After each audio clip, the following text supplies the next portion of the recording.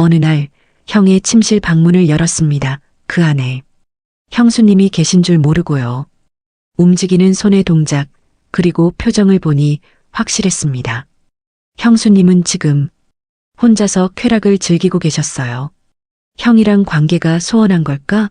아니면 저건 별개의 행위인 걸까? 저는 일어나며 머리를 극적였습니다. 그런데 그때 제가 인지하지 못한 게 있었어요. 제 아래가 너무 커져 있었다는 걸요. 바지를 뚫을 것처럼 불룩 튀어나와 있었던 겁니다. 저는 원래 크기가 큽니다. 선천적으로 타고났어요. 형수님은 처음에 놀랐지만 차분했어요. 그리고 저에게 물었죠. 내 그곳을 가리키며.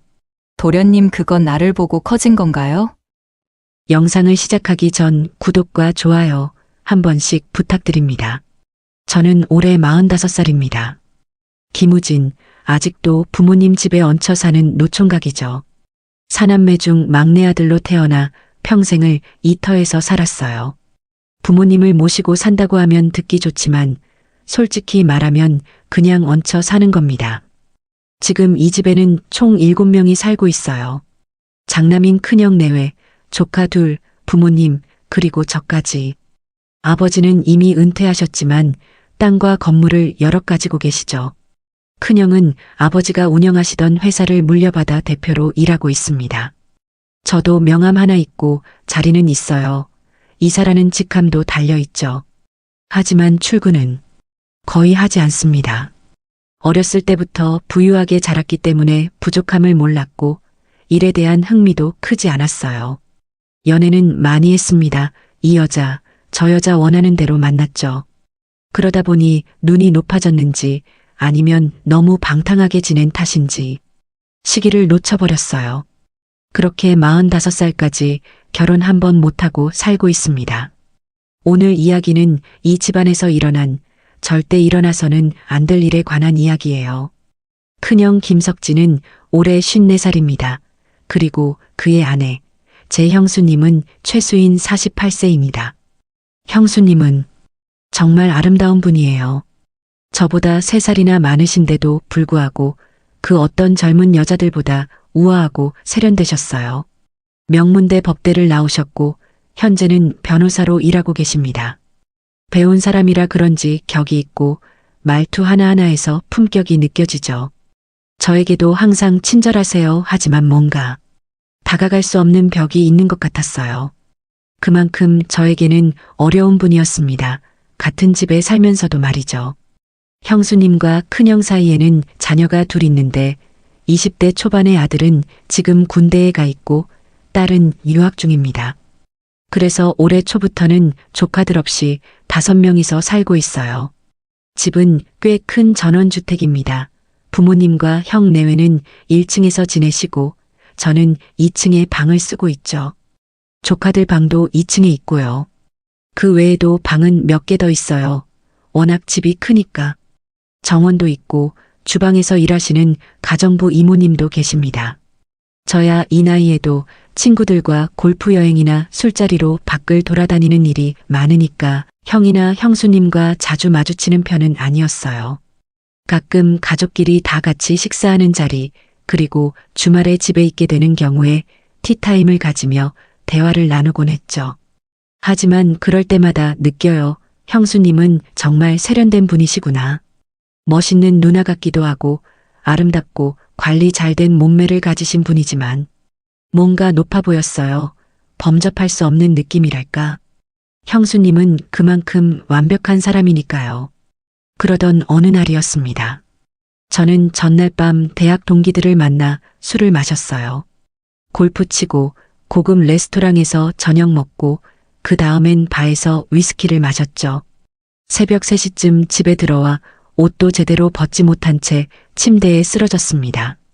그렇게 깊은 잠에 빠졌다가 오후가 되어서야 겨우 눈을 떴어요. 머리가 지끈지끈 아팠습니다. 입안은 바짝 말라 있었고 속은 울렁거렸어요. 어제 얼마나 마신 거야? 저는 신음하며 침대에서 일어났습니다. 시계를 보니 오후 2시 반이었어요. 샤워를 하고 싶었지만 그 전에 먼저 물을 마셔야 할 것 같았습니다. 비틀거리며 계단을 내려가 1층으로 갔어요. 거실은 조용했습니다.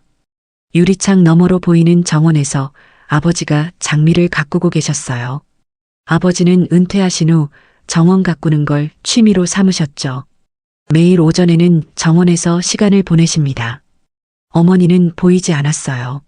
아마 동네 친구분들과 마시를 나가신 것 같았습니다. 주방으로 가니 가정부 이모님이 설거지를 하고 계셨어요.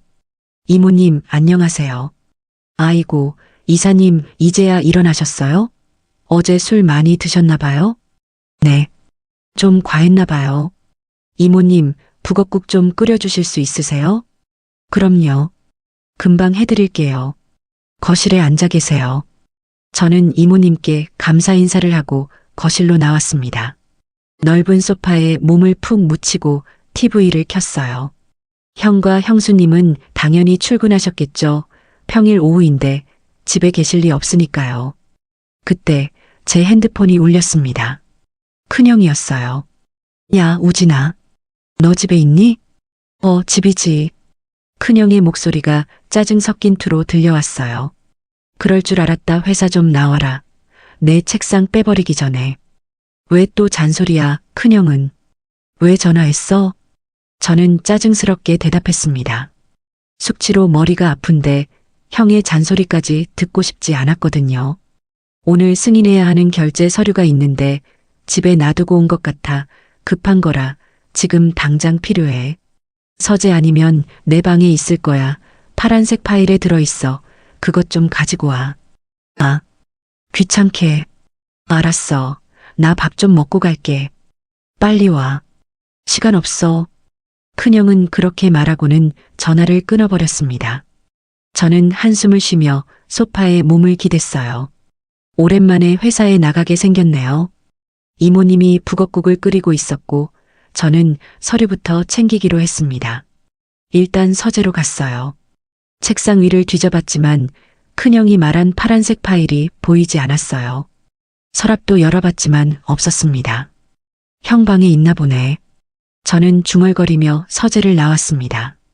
방문 앞에 섰을 때 저는 잠깐 주저했습니다. 이 집안에서 제가 유일하게 열지 않는 문이었거든요. 형과 형수님의 침실이니까요.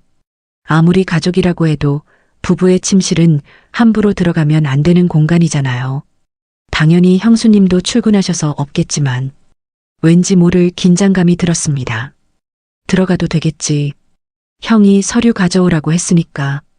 저는 스스로에게 말하며 조심스럽게 손을 뻗어 문손잡이를 잡았어요. 천천히, 아주 천천히 문을 열었습니다. 문이 열리면서 방 안이 보이기 시작했어요. 그런데 순간 저는 숨을 죽이고 그대로 얼어붙었습니다. 침대 위에 형수님이 계셨어요. 그것도 혼자서 자기 위로를 하고 계셨습니다. 작은 신음소리가 들렸어요. 형수님은 눈을 감은 채 이불을 배 위까지만 덮고 누워 계셨습니다. 이불 아래로 보이는 다리는 살짝 벌어져 있었고 손은 그곳에 모아져 있었어요. 움직이는 손의 동작 그리고 표정을 보니 확실했습니다. 형수님은 지금 혼자서 쾌락을 즐기고 계셨어요. 저는 당장 문을 닫고 나가야 한다고 생각했습니다. 이건 봐서는 안 되는 장면이에요. 너무나도 사적인, 누구에게도 보여서는 안 되는 모습이니까요. 하지만 몸이 움직이지 않았습니다. 발이 땅에 붙은 듯 꿈쩍도 하지 않았어요. 그리고 제 눈은 형수님에게서 떨어지지 않았습니다. 숨을 죽이며 저는 문틈으로 그 광경을 지켜봤어요. 제가 평소에 알던 모습이 전혀 아니었습니다. 워낙 대단해 보이고 세련되고 완벽한 우리 형수님한테 저런 모습이 있었다니. 인간적이고 본능적이고 너무나 솔직한 그 모습은 오히려 더 매혹적이었어요. 형수님의 숨소리가 조금씩 거칠어졌습니다. 손의 움직임도 점점 빨라졌어요. 저는 그 모습에 완전히 매료되었습니다. 형수님은 눈을 감은 채 아랫입술을 살짝 깨물고 있었어요. 이마에는 얇은 땀방울이 맺혀 있었고 가슴은 가빠진 숨에 따라 오르락 내리락 했습니다. 그 모습이 너무 아름다웠어요. 형이랑 관계가 소원한 걸까? 아니면 저건 별개의 행위인 걸까? 부부 사이에도 이런 게 필요한 건가? 형수님이 외로우신 건가? 별의별 생각이 다 들었습니다. 그런데 무엇보다 다리를 벌리고 손을 가운데로 모은 저 모습, 그리고 황홀한 듯한 저 표정은 너무 매혹적이고 아름다웠습니다. 저도 모르게 제 아래가 반응하기 시작했어요. 뜨거워지고 딱딱해지고 부풀어 오르기 시작했습니다. 바지 속이 답답해졌어요. 제 그것이 불끈 커져버렸거든요. 매우 단단하게. 형수님이 작은 신음을 흘렸습니다. 크지는 않지만 또렷하게 들리는 신음소리였어요. 그 소리를 들으니 더욱 흥분됐습니다. 저는 형수님을 평소 동경했습니다. 멋있고 똑똑하고 아름다운 분이라고 생각했어요. 하지만 이런 쪽으로는 생각해 본 적이 없었습니다. 당연한 일이죠. 큰형의 아내이자 형수님이니까요. 그런데 지금 제 눈앞에 펼쳐지는 저 모습은 매우 아름다운 여자가 가장 아름답게 저를 미치게 만드는 자태를 뽐내고 있었습니다. 저는 무의식적으로 조금 더 자세히 눈에 담고 싶었는지 무게중심을 앞으로 옮겼어요. 문틈을 조금 더 넓혀서 보려고 했던 것 같아요. 그때 컥! 침을 삼키는 소리가 너무 크게 들렸습니다. 그 순간 저는 중심을 잃었어요. 앞으로 쏠린 무게중심을 지탱하지 못하고 문이 활짝 열리며 저는 앞으로 넘어졌습니다. 쿵 하는 소리와 함께 저는 방 안으로 넘어졌어요. 으악! 형수님이 깜짝 놀라며 비명을 질렀습니다. 재빠르게 이불을 끌어올려 몸을 가렸어요. 저는 바닥에 엎드린 채 어떻게 해야 할지 몰라 얼어붙었어요. 무슨 일이세요? 도련님? 아, 죄송합니다. 형수님, 저는 황급히 일어나며 말했어요. 형이 서류 좀 챙겨오라고 해서요. 서재에 없어서, 이 방에 있다고 해서. 말이 더듬거렸습니다. 너무 당황스러워서 제대로 말이 나오지 않았어요. 형수님은 이불로 몸을 꽁꽁 가린 채 저를 바라봤습니다. 그녀의 얼굴은 빨갛게 달아올라 있었어요. 부끄러움인지 흥분 때문인지는 모르겠지만요. 저는 일어나며 머리를 극적였습니다. 그런데 그때 제가 인지하지 못한 게 있었어요. 제 아래가 너무 커져 있었다는 걸요. 바지를 뚫을 것처럼 불룩 튀어나와 있었던 겁니다. 저는 원래 크기가 큽니다. 선천적으로 타고났어요. 그런데 지금은 극도의 흥분 상태였기 때문에 최대한으로 커진 상태였죠. 형수님의 시선이 제 얼굴에서 천천히 아래로 내려갔습니다. 그리고 그곳에 멈췄어요. 저는 그제서야 깨달았습니다. 저는 황급히 엉덩이를 뒤로 살짝 빼고 주머니에 손을 넣어 그것을 잡았어요. 감추려고 했지만 이미 늦었습니다. 시간이 멈춘 것 같았습니다. 형수님이 먼저 입을 열었습니다. 도련님, 혹시 보셨어요? 차분한 목소리였어요. 생각보다 훨씬 침착했습니다. 아, 그게 형수님, 죄송해요. 보려고 한 건 아닌데. 그런데 그건 저를 보고서 그렇게 커진 건가요? 형수님이 제 그곳을 가리키며 물었습니다. 당황스러웠어요. 형수님은 꽤나 차분했습니다.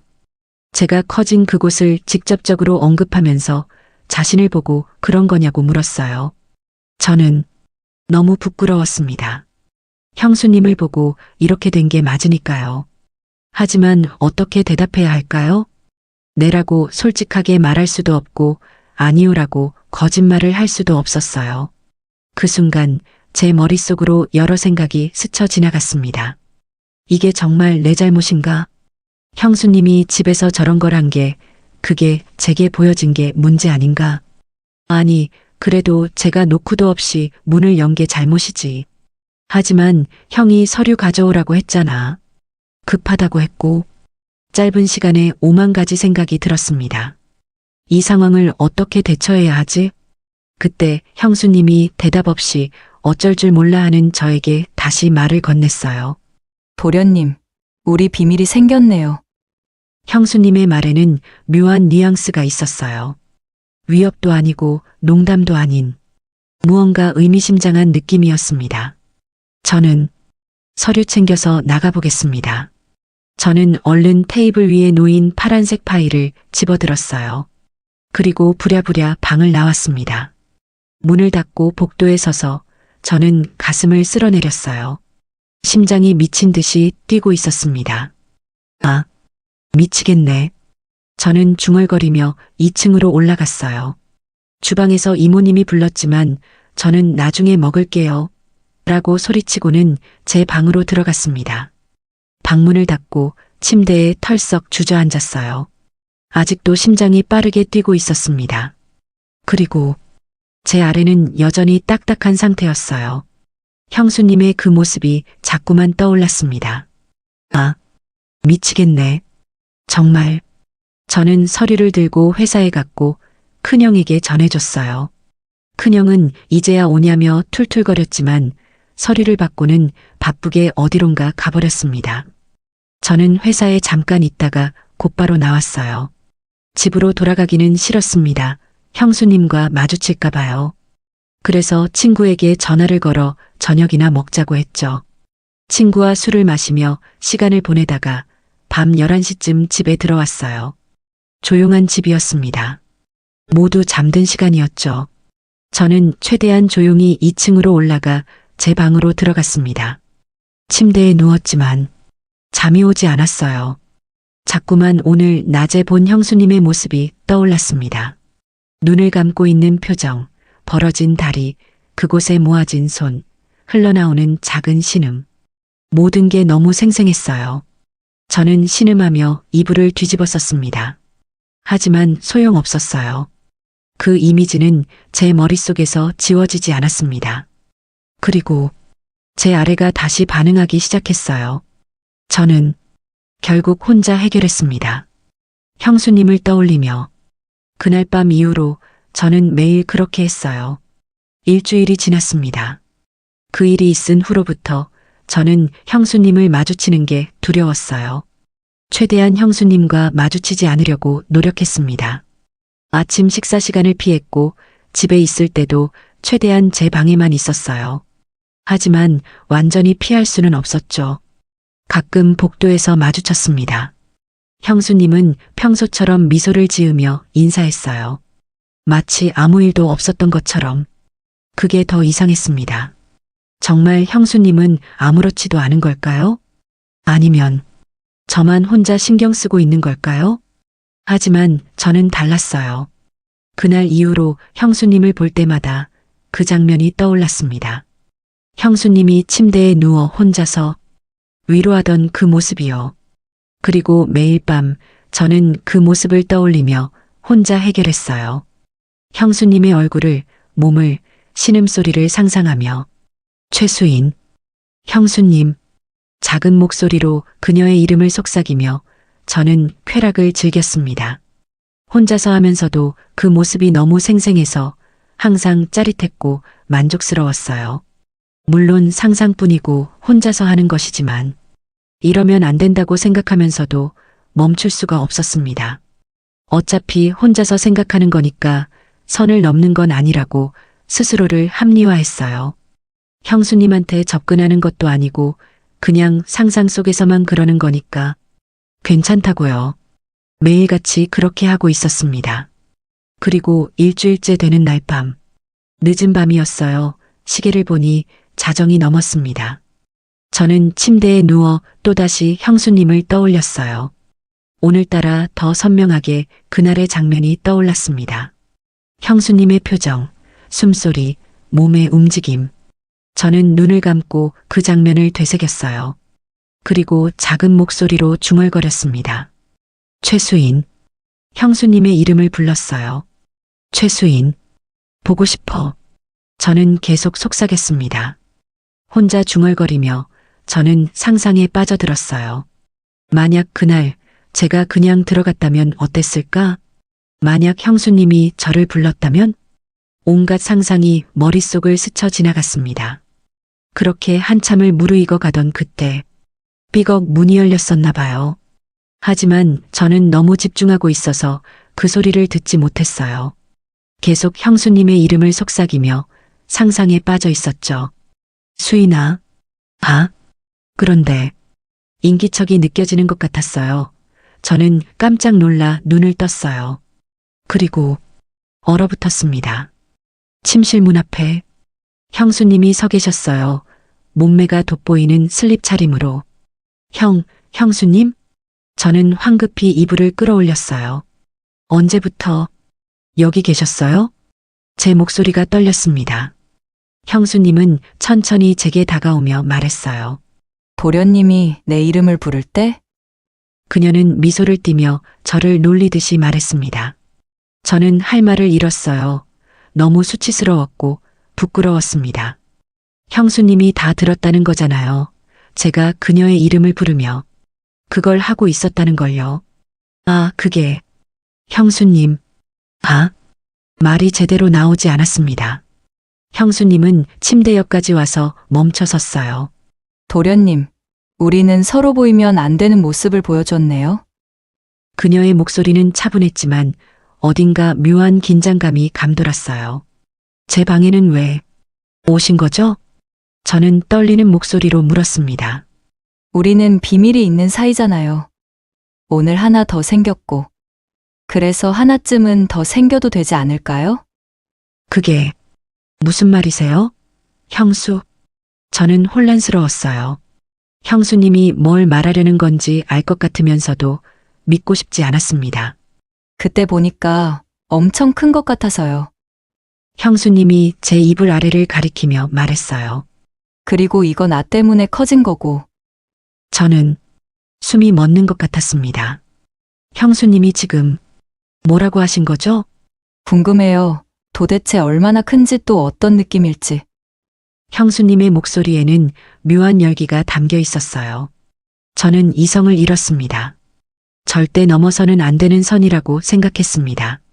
큰형의 아내, 제 형수님이니까요. 하지만 이건 형수님이 먼저 선을 허물어 준 거예요. 형수님이 제 방에 찾아온 거고 형수님이 먼저 말을 건 거니까요. 저는 무슨 용기였는지 떨리는 목소리로 말했어요. 여기 올라오실래요? 형수님은 만족스러운 미소를 지으며 천천히 고개를 끄덕였어요. 그리고 침대로 올라왔습니다. 제 심장은 미친 듯이 뛰고 있었습니다. 이제 돌이킬 수 없는 일이 벌어지려 하고 있었어요. 그날 밤은 말로 표현할 수 없었습니다. 형수님이 제 침대 위로 올라왔을 때 저는 심장이 터질 것만 같았어요. 제 평생 수많은 여자들을 만나봤지만 이런 떨림은 처음이었습니다. 형수님은 천천히, 매우 천천히 제게 다가왔어요. 슬립 차림의 그녀 몸매는 어둠 속에서도 선명하게 드러났죠. 가까워질수록 그녀의 향기가 진하게 코끝을 스쳤습니다. 은은한 향수와 그녀만의 채취가 섞인 그 향기는 저를 미치게 만들었어요. 도련님 떨고 있네요. 그녀가 제 손을 잡으며 물었습니다. 그녀의 손은 부드럽고 따뜻했어요. 저는 대답을 할 수 없었습니다. 목소리가 제대로 나오지 않았거든요. 저도 떨려요. 이런 건 정말 처음이거든요. 그녀가 작게 속삭였습니다. 그 목소리에는 묘한 긴장감과 설렘이 섞여 있었어요. 형수님은 제 옆에 누웠고 저는 떨리는 손으로 그녀의 어깨를 쓰다듬었습니다. 매끄러운 살결이 제 손끝에 닿았어요. 부드럽고 따뜻하고 탄력 있는 그 감촉은 제가 상상했던 것보다 훨씬 더 좋았습니다. 형수님, 정말 이래도 되는 걸까요?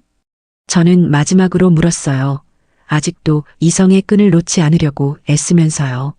지금 와서 그런 걸 물어요? 그녀는 미소를 지으며 제 뺨에 손을 갖다 댔습니다. 도련님, 우리는 이미 선을 넘었어요. 당신이 내 모습을 봤을 때, 그리고 내가 당신 방에 들어왔을 때, 이미 돌이킬 수 없었던 거예요. 그녀의 말이 맞았습니다. 우리는 이미 금기를 범하고 있었어요. 형수님은 눈을 감은 채 작은 한숨을 내쉬었습니다. 그 숨소리만으로도 제 몸은 뜨겁게 달아올랐어요. 저는 그녀를 끌어안았어요. 부드러운 그녀의 몸이 제 품에 안겼고 저는 그녀의 향기에 완전히 취해버렸습니다. 형수님도 제 목을 감싸 안으며 몸을 밀착시켰어요. 얇은 슬립 너머로 느껴지는 그녀의 체온은 뜨거웠습니다. 우진아, 처음으로 그녀가 제 이름을 불렀어요. 도련님이 아니라 그냥 우진이라고. 그 순간 저는 완전히 이성을 잃었습니다. 우리는 뜨겁게 입을 맞췄어요. 부드러운 그녀의 입술은 달콤했고 서로의 혀가 얽히며 침이 섞였습니다. 형수님은 제 잠옷 단추를 풀기 시작했고 저는 그녀의 슬립끈을 내렸어요. 하나씩 천천히 우리는 서로의 옷을 벗겨냈습니다. 드러난 그녀의 몸은 정말 완벽했어요. 48세라는 나이가 믿기지 않을 정도로 탄력 있고 아름다운 몸매였습니다. 형수님, 정말 아름다우세요. 제가 중얼거리자 그녀는 수줍게 미소 지었어요. 이 나이에도 그렇게 봐주니 고마워요. 아니에요. 정말이에요. 제가 만난 어떤 여자보다 아름다우세요. 저는 진심으로 말했습니다. 형수님은 제 말에 더욱 적극적으로 변했어요. 제 몸을 쓰다듬으며 키스를 퍼붓기 시작했죠. 저도 그녀의 몸을 탐했습니다. 목덜미, 어깨, 가슴, 배. 제 손과 입술이 닿는 곳마다 그녀는 작은 신음을 흘렸어요. 아, 우진아, 거기. 그녀의 신음소리는 제 귓가에 달콤하게 울렸습니다. 저는 더욱 열심히 그녀를 애무했고 그녀도 제 몸을 더듬으며 반응했어요. 우진아, 나 너무 오랜만이야, 이런 거. 그녀가 숨을 헐떡이며 말했습니다. 형수님, 저 더 이상 못 참겠어요. 응, 넣어줘, 우진아. 그녀의 허락과 함께 우리는 하나가 되었습니다. 그 순간의 감각은 평생 잊을 수 없을 것 같아요. 형수님은 처음에 몸을 떨었습니다. 제가 들어가는 순간 그녀는 작은 비명을 질렀어요. 아, 우진아, 너무 커. 괜찮으세요? 아프세요? 아니, 좋아. 너무 좋아. 그녀는 눈을 감은 채 고개를 끄덕였습니다. 저는 천천히 조심스럽게 움직이기 시작했어요. 형수님의 반응을 살피면서요. 더 세게. 그녀가 속삭였습니다. 저는 그녀의 요청대로 조금 더 강하게 움직였고 형수님은 더욱 격렬하게 반응했어요. 아, 좋아. 우진아, 정말 좋아. 그녀의 신음소리는 점점 커졌고 저도 점점 더 흥분했습니다. 우리는 서로를 꽉 껴안은 채 격렬하게 사랑을 나눴어요. 형수님의 손톱이 제 등을 긁었고 그 아픔조차 쾌감으로 느껴졌습니다. 우진아, 우진아. 그녀가 제 이름을 연신 부르며 몸을 떨었어요. 절정에 도달한 거죠. 저도 곧 한계에 다다랐습니다. 형수님, 저 안 해? 응, 괜찮아. 그냥 해. 그녀의 허락과 함께 저는 마지막 순간을 맞이했습니다. 우리는 서로를 꽉 껴안은 채 한참을 그렇게 있었어요.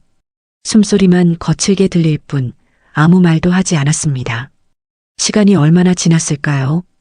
형수님이 먼저 입을 열었어요. 이런 느낌 처음이야. 우진아, 나 너무 좋았어. 저도, 형수님, 정말, 저는 말을 잇지 못했습니다. 너무나 황홀해서 말이 나오지 않았거든요. 형수님은 제 품에서 빠져나와 침대에 누웠어요. 땀에 젖은 그녀의 몸은 어둠 속에서도 아름답게 빛났습니다. 30분이나 했네. 그녀가 시계를 보며 말했습니다. 더 할까요? 제가 물었지만 형수님은 고개를 저었어요. 오늘은 이만 너무 오래 있으면 들킬 수도 있어. 맞는 말이었습니다. 큰형이 자고 있는 1층, 그리고 부모님도 같은 층에 계시니까요. 형수님은 천천히 옷을 주워 입기 시작했어요. 저는 그 모습을 넋 놓고 바라봤습니다. 슬립을 입은 그녀는 제게 다가와 볼에 가볍게 키스했어요. 우리의 세 번째 비밀. 너무 좋았어. 그리고 우진아, 이건 마지막 비밀이어야 해. 그 말에 제 가슴이 철렁 내려앉았습니다. 왜요? 형수님, 우리는 넘지 말아야 할 선을 넘었어, 한 번은. 실수라고 치자 하지만 2번, 3번. 그러면 안 되잖아. 형수님의 말은 이성적이었습니다. 하지만 저는 받아들이고 싶지 않았어요. 우진아, 알지? 우리가 계속 이러면 안 된다는 거. 네, 알아요. 하지만 오늘 밤을 잊지 마. 하지만 다시는 이러면 안 돼. 형수님은 그렇게 말하고는 조용히 문을 열고 나갔습니다. 저는 텅 빈 침대에 혼자 남았어요. 그녀의 향기만 남은 이 공간에서 저는 멍하니 천장을 바라봤습니다. 그날 이후로 일주일이 지났습니다. 아니, 어쩌면 2주일이 지났을 수도 있어요. 시간 감각이 없어졌거든요. 형수님은 정말로 예전의 모습으로 돌아갔습니다. 아침 식사 자리에서 만나도 주말 티타임에서 마주쳐도 그녀는 저를 그저 도련님으로만 대했어요. 마치 아무 일도 없었던 것처럼. 하지만 저는 달랐습니다. 그날 밤이 계속 생각났어요. 형수님의 향기, 부드러운 살결, 달콤한 신음소리. 모든 게 생생하게 기억났습니다. 밤마다 저는 그 기억을 떠올리며 혼자 해결했어요.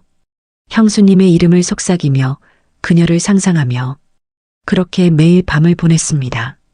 최수인, 형수님, 작은 목소리로 그녀의 이름을 부르며 저는 그날 밤을 재현하려 애썼어요. 하지만 혼자 하는 건 결코 그날 밤만큼 만족스럽지 않았습니다.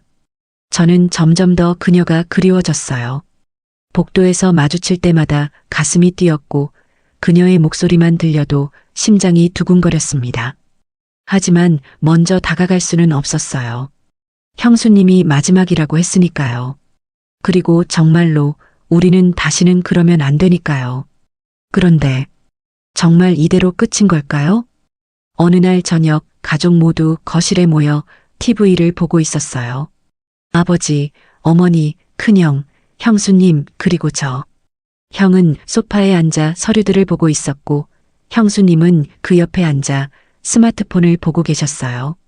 저는 멀찌감치 떨어진 소파에 앉아 TV를 보는 척하며 형수님을 힐끔힐끔 쳐다봤습니다. 그때 형수님과 눈이 마주쳤어요. 형수님은 미소를 지었습니다. 아주 작게 저만 알아볼 수 있을 정도로. 제 심장이 쿵 하고 뛰었어요. 혹시 형수님도 저를 생각하고 계신 걸까요? 혹시 그날 밤이 정말 마지막이 아닐 수도 있는 걸까요? 저는 희망을 품기 시작했습니다. 며칠이 더 지났습니다. 형수님은 여전히 저를 예전처럼 대했지만 가끔씩, 아주 가끔씩 의미심장한 눈빛을 보냈어요. 복도에서 스쳐 지나갈 때 손끝이 살짝 닿기도 했습니다. 아, 죄송해요, 도련님. 아니에요, 형수님. 그렇게 짧은 대화를 나누지만 그 순간의 스킨십은 제게 큰 의미였어요. 어느 토요일 오후 저는 거실을 지나가다가 형수님과 마주쳤습니다. 도련님, 산책하러 가시는 거예요? 아, 네. 날씨가 좋아서요. 저도 같이 가도 될까요? 요즘 운동이 부족해서 제 심장이 쿵쾅거렸습니다. 네, 물론이죠. 우리는 집 뒤쪽 정원 산책로를 함께 걸었어요. 부모님은 낮잠을 주무시고 큰형은 골프 모임에 나가셨으니 집에는 우리 둘과 가정부 이모님만 있었습니다. 한적한 산책로를 걸으며 형수님이 먼저 입을 열었어요. 우진 씨, 요즘 어때요? 저요? 그냥 평소랑 똑같죠. 그날 이후로 많이 생각했어요? 갑작스러운 질문에 저는 멈춰섰습니다. 매일 생각했어요. 형수님, 저는 솔직하게 대답했습니다. 형수님은 잠시 침묵하더니 작게 한숨을 쉬었어요. 나도. 그래요, 자꾸만 생각나요. 그날 밤이. 형수님의 고백에 제 가슴이 뜨거워졌습니다. 그럼 다시 안 돼요. 형수님은 단호하게 고개를 저었습니다. 우리는 한 번의 실수로 끝내야 해요. 계속하면 돌이킬 수 없게 될 거예요. 하지만 형수님도 원하시잖아요. 원하는 것과 해야 하는 것은 달라요, 도련님. 형수님의 목소리에는 안타까움이 묻어났습니다. 저는 정말 형수님이 나도 알아요. 당신 마음하지만 우리는 가족이에요. 이 가족을 지켜야 해요. 형수님은 그렇게 말하고는 먼저 집으로 돌아갔습니다. 저는 혼자 산책로에 서서 그녀의 뒷모습을 바라봤어요. 정말 이대로 끝인 걸까요? 그 후로 또 시간이 흘렀습니다. 저는 여전히 형수님을 그리워했지만 더 이상 티를 내지 않으려 노력했어요. 형수님 말이 맞으니까요. 우리는 가족이고 이 가족을 지켜야 하니까요. 하지만 마음속 깊은 곳에서는 여전히 그날 밤을 잊을 수가 없었습니다. 형수님의 향기, 부드러운 살결, 달콤한 신음소리, 그리고 무엇보다 저를 바라보던 그 눈빛, 그 모든 게 제 마음속에 깊이 새겨져 있었어요. 어느 날 밤 저는 혼자 방에 누워 생각에 잠겼습니다. 만약 제가 먼저 다가간다면? 만약 형수님께 제 진심을 고백한다면? 하지만 그럴 수 없었어요. 형수님이 거절할 게 뻔했으니까요. 그리고 무엇보다 큰형을 배신할 수는 없으니까요. 비록 형과 형수님의 관계가 냉랭하다고 해도 그래도 형은 제 형이고 형수님은 형이 아내였으니까요. 저는 천장을 바라보며 한숨을 쉬었습니다. 지금도 저는 그날 밤을 잊지 못합니다. 형수님과 나눈 그 황홀한 시간들을 매일 밤 그녀를 떠올리며 저는 혼자서 위로하고 있어요. 형수님은 여전히 멋있고 세련된 모습으로 제 곁에 계시지만 이제는 더 이상 가까이 다가갈 수 없습니다. 우리 사이에는 보이지 않는 벽이 생겼어요. 그날 밤 이후로 더 두꺼워진 벽이요. 가끔 형수님과 눈이 마주칠 때가 있어요. 그럴 때마다 그녀의 눈빛에서 무언가를 읽으려 애쓰지만 알 수가 없습니다. 그녀도 저를 그리워하는 걸까요? 아니면 정말로 그날 밤을 잊은 걸까요? 저는 모릅니다. 다만 한 가지 확실한 건 저는 형수님을 사랑하게 되었다는 거예요. 금기된 사랑, 이루어질 수 없는 사랑이지만 제 마음은 어쩔 수 없나 봅니다. 만약 여러분이 저였다면 어떻게 하셨을까요? 이대로 마음속에만 품고 살아야 할까요? 아니면 용기를 내서 다시 한번 그녀에게 다가가야 할까요? 저는 아직도 답을 찾지 못했습니다. 다만 매일 밤 그녀의 이름을 속삭이며 그날 밤을 그리워하고 있을 뿐입니다. 형수님, 보고 싶어요. 오늘 밤도 저는 그렇게 중얼거리며 잠들지 못한 채 뒤척이고 있습니다. 이 이야기가 어떻게 끝날지는 저도 아직 모릅니다. 영상이 즐거우셨다면 응원의 댓글 부탁드립니다. 감사합니다.